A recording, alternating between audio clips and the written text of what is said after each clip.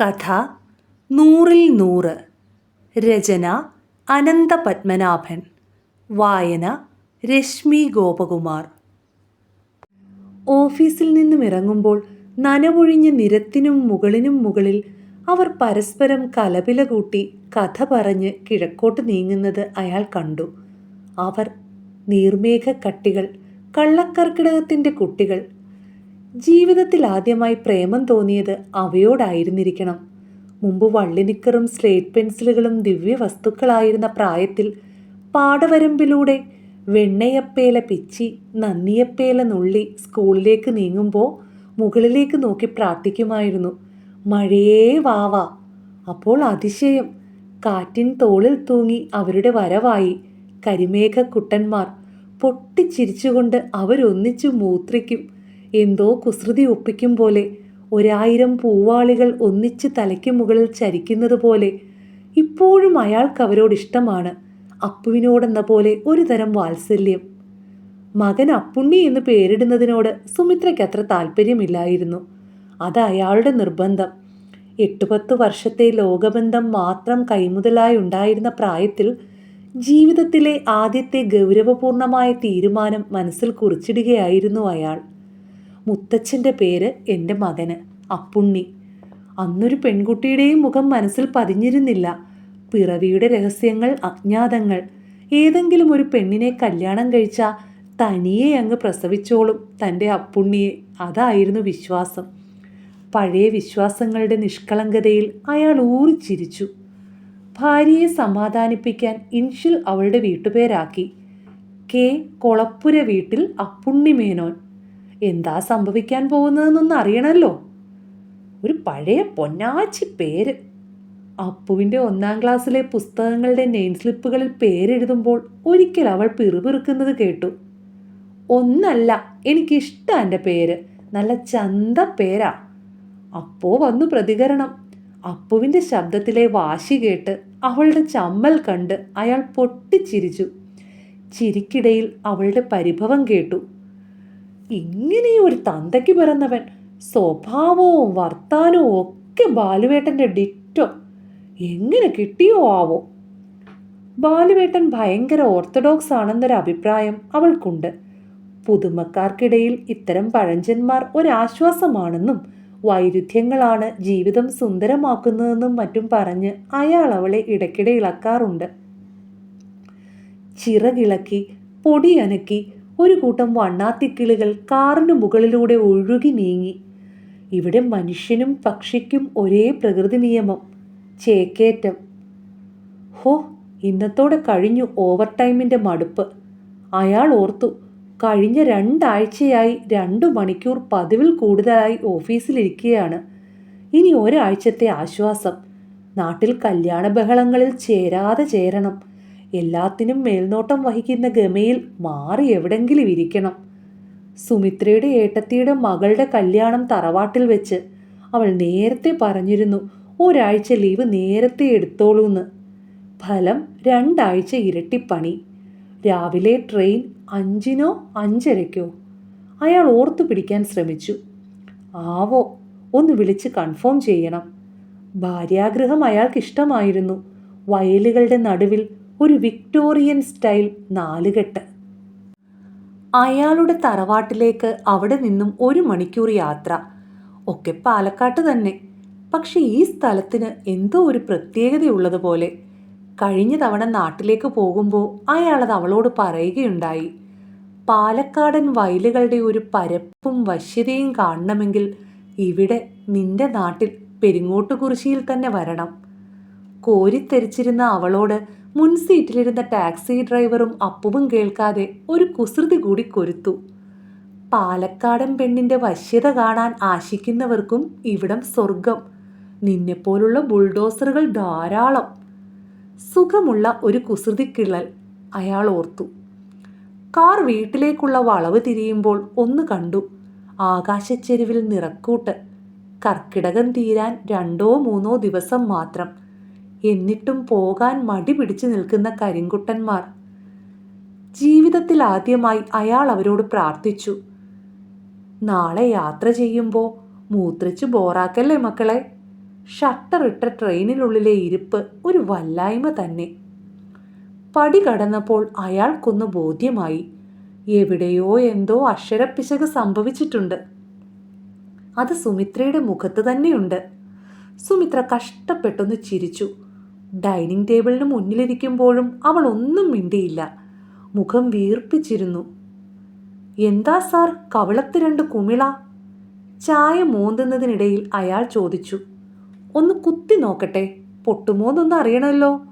അവൾ ഗൗരവം കൈവിട്ടില്ല. അയാൾ തമാശയ്ക്ക് അവളുടെ കവിളത്ത് കുത്തി നോക്കി. ദേ ബാലുവേട്ടാ, എനിക്ക് ദേഷ്യം വരുന്നുണ്ട്. ദേഷ്യം വരുമ്പോൾ സുമിത്രയെ കാണാൻ നല്ല ഭംഗിയാണ്. അപ്പോഴവളുടെ മുഖം കൊച്ചു കുഞ്ഞിൻ്റേതുപോലെയാകും. എന്താണ്ടി കോതെ? അയാൾ അവളുടെ കഴുത്തിൽ കൈ ചുറ്റി, പിന്നെ ഉമ്മ വെച്ചു. ഒരു നിമിഷം ഗൗരവം മാറി നാണവും ചിരിയും അവളുടെ മുഖത്ത് പടർന്നു. പിന്നെയും ഗൗരവം. തുടർന്ന് അവൾ പറഞ്ഞു, അപ്പുവിൻ്റെ പ്രോഗ്രസ് റിപ്പോർട്ട് വന്നിട്ടുണ്ട്, 7th റാങ്ക്. അയാൾ ചിരിച്ചു. ഓ, അതാണോ പ്രശ്നം? അത് ഇത്രയൊക്കെ സീരിയസ് ആവണത് എന്തിനാ? പെട്ടെന്ന് അവളുടെ ശബ്ദമുയർന്നു.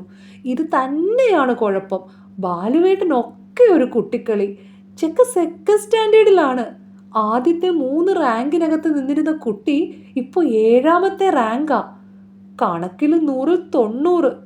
ടീച്ചർ വിളിച്ചിരുന്ന് എന്നോട് സംസാരിച്ചു. അപ്പു ക്ലാസ്സിലെ മറ്റു കുട്ടികളോട് കഥ പറച്ചിലാണെന്ന്. ഒരു ശ്രദ്ധയുമില്ല അത്രേ. അവൾ ചെറുതായി കിതയ്ക്കുന്നുണ്ടായിരുന്നു. അയാൾക്ക് അവളുടെ സംസാരത്തിൽ തമാശ തോന്നി.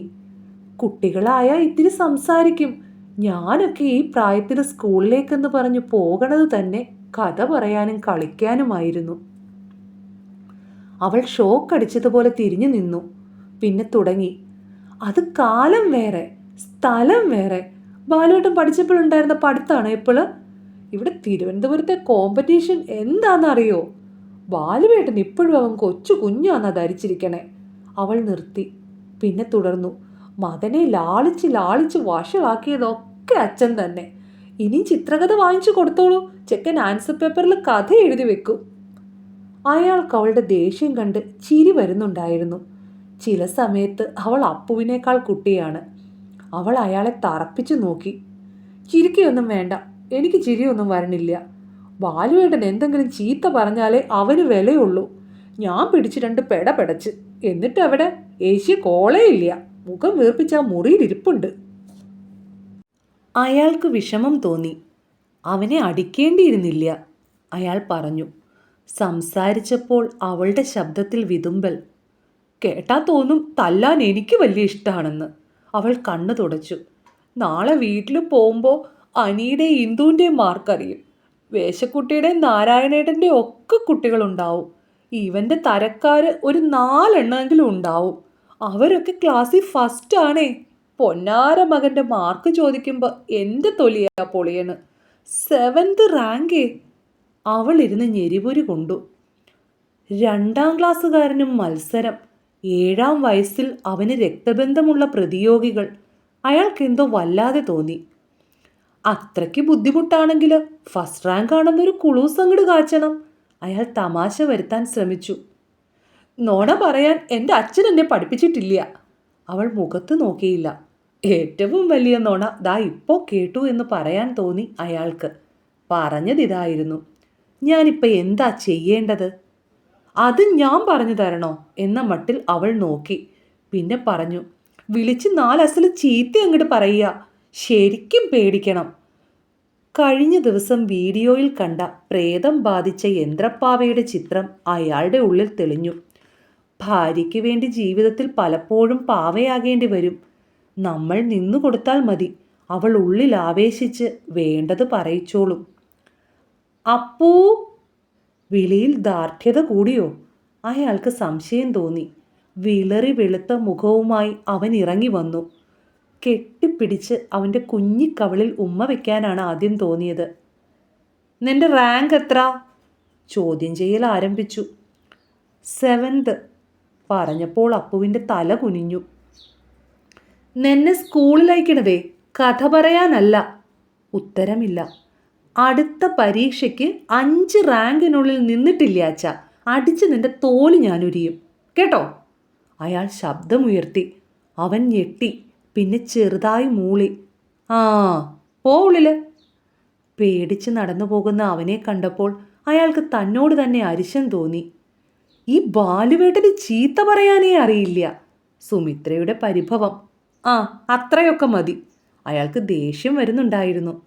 കുളിയിലും പത്രവായനയിലും പാക്കിങ്ങിലും ഒന്നും അയാൾക്ക് ശ്രദ്ധ നിന്നില്ല.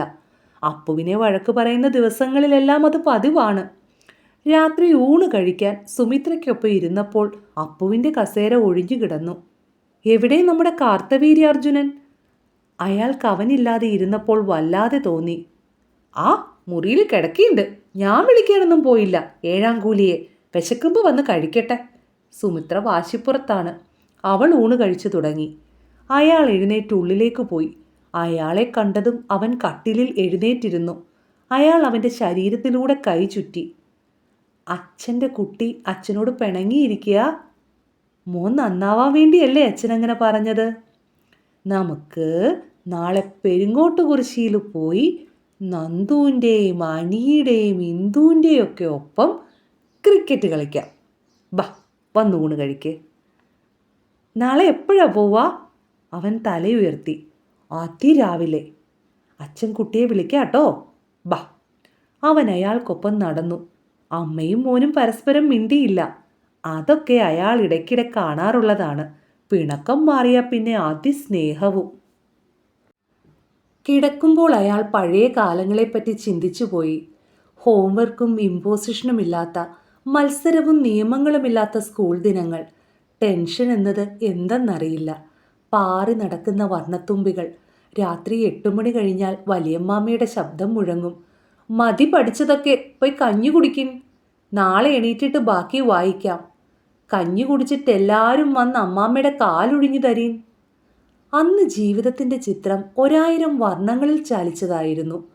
പഴയ ആകാശങ്ങളിൽ 1000 വർണ്ണപ്പട്ടങ്ങൾ ഒഴുകി നടന്നിരുന്നു. മോർണിംഗ് അലാറത്തിന് എക്സ്ചേഞ്ചിൽ വിളിച്ചു പറഞ്ഞ് കിടക്കുമ്പോഴും അയാൾ നെടുവീർപ്പെട്ടു. പാവം അപ്പുക്കുട്ടൻ.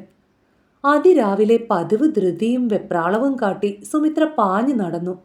ബാലേട്ടാ, എന്താ കുളിക്കണില്ലേ? നാട്ടിലേക്ക് പോകുന്ന ദിവസങ്ങളിലെല്ലാം അവൾക്ക് ഭ്രാന്തെടുത്തതുപോലെയാണ്. ഒക്കെ ഒരു കശപിശ. ഇല്ല, ഒരു നീരിളക്കം പോലെ. ചെക്കനോ? ചോദ്യം അയാളോടാണ്. അവിടെ പോയിട്ട് മതി. അയാൾ അവനെ നേരത്തെ ഉണർത്തിയിരുന്നു. പുലരിത്തണുപ്പിൽ റെയിൽവേ സ്റ്റേഷന് മുന്നിലെ ചെറിയ ഗണപതി അമ്പലത്തിന് മുൻപിൽ അവർ ഓട്ടോയിൽ നിന്നിറങ്ങി. അയാളും അപ്പവും പുറത്തു നിന്നു. സുമിത്ര ധൃതിയിൽ അമ്പലത്തിനുള്ളിലേക്ക് കയറിപ്പോയി.